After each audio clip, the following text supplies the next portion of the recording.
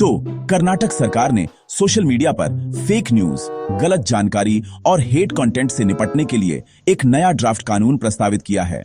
इस कानून के तहत false, anti national, anti feminist, communal या अंधविश्वासी मानी जाने वाली सामग्री फैलाने पर कड़ी सजा हो सकती है, जिसमें 7 साल तक की जेल और भारी जुर्माना शामिल है।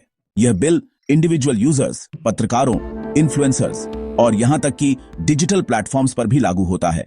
इस कानून ने कड़ी बहस छेड़ दी है, क्योंकि आलोचकों का मानना है कि इसका दुरुपयोग अभिव्यक्ति की स्वतंत्रता को दबाने, राजनीतिक विरोधियों को निशाना बनाने या डिसेंटिंग वॉइसेस को सेंसर करने के लिए किया जा सकता है।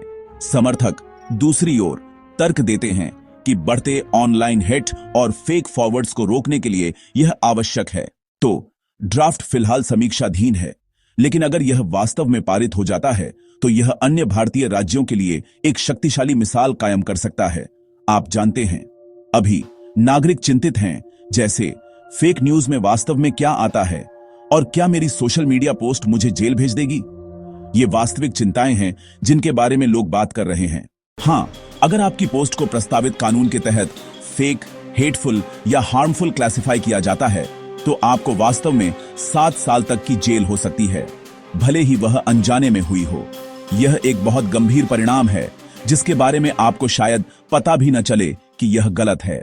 सरकार सामग्री की निगरानी, रिपोर्ट और क्लासिफाई करने के लिए अधिकारियों को नियुक्त करेगी और ऑनेस्टली यह चिंताएं बढ़ाता है, क्योंकि निर्णय वास्तविक तथ्यों के बजाय राजनीतिक व्याख्याओं पर निर्भर हो सकते हैं। आलोचकों को डर है कि ऐसा हो सकता है।